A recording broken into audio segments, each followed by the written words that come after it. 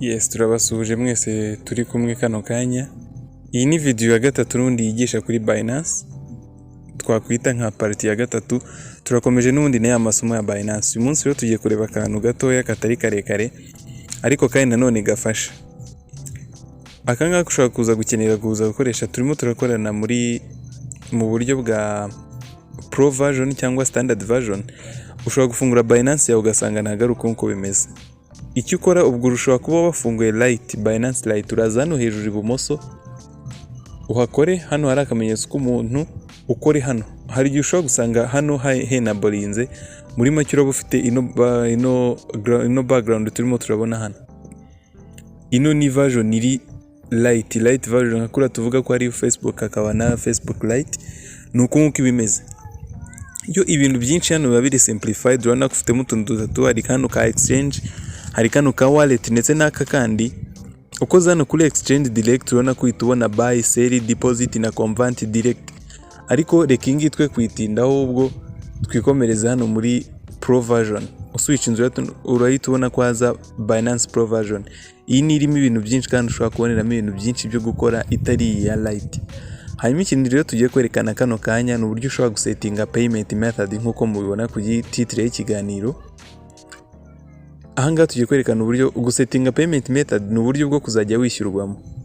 Ushobora gukenera kwishyurwa cyangwa se kwishyura, cyane cyane kwishyurwa ariko ari umuntu ugiye guha amafaranga, cyangwa se ugiye kuyabikuza mu buryo bwa peer to peer trading, ushobora gukenera payment method. N'ubundi rero ntabwo ari ibintu bigoye. Uraza hano hejuru ibumoso kuri profile uhakore, uraza hano hasi handitse payment method, ngaha hano uraza ukoreho. Ukozeho uraza hano kuri no option yanditseho peer to peer payment method. Hano urabona yuko handitseho added kubera ko njye nyifitemo, ariko n'undi ntago byatuza kuyibereka. Hano mfitemo payment method ebyiri nk'uko mubibona. Mfitemo iya mbere ya MTN Mobile Money, nkagiramo n'iya kabiri ya bank transfer. Ushobora gushyiramo n'izirenze imwe, ubaye ntafitemo bazakwereka ko ntayifitemo. Uze hano hasi handitse add payment method. Umaze kuhakora hazaza ibintu byinshi cyane. Harubona hano handitseho all payment method. Izi zose ni payment method zishobora gukoreshwa hano muri Binance. Ushobora kuza ugahitamo uburyo ushaka. Niba ari nka mobile money, ubona ko ni nyinshi cyane, nta nubwo wascrollinga ngo gake ngupfe kubirangiza ubisomye. Niyo mpamvu hano hejuru hariho akantu ka search box, enter payment method ushaka. Ushobora gushyiramo wenda bank transfer n'urugero. Ushobora kwandikamo bank transfer. Urabona ngiye hano bank transfer Vietnam, Peru. Iyi ngiyi iri common ni akenshi wahita ukoresha. Reka wenda tuhite tunayifatiraho urugero. Uyikozeho hano hari handitse bank transfer byonyine.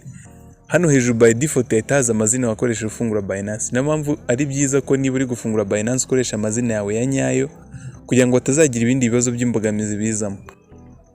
Hano hakurikiye urashyiramo nimero de compte yawe, nimero ya compte.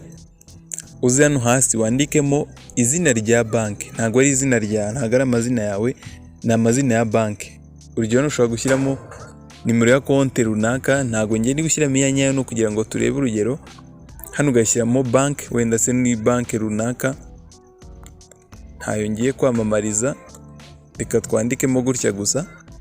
Hano ha gatatu account opening branch, ni ishami wafungurijeho iyo konti. Ariko ibi ngibi biri optional, ushobora kubyandikamo cyangwa ntubyandikemo. Urabona ko hano hasi confirm yesi igaragara. Ibi ngibi umaze kubyemeza uhita ukora hano hasi handitse confirm. Hariya urabona ko ushobora kubishyiramo cyangwa ntubishyiremo.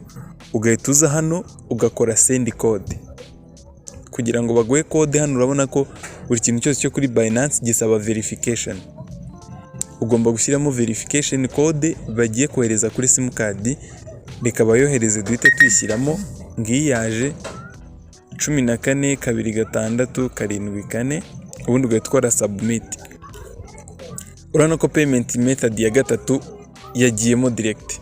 Staro bank, nimero de compte yingi, amazina naya.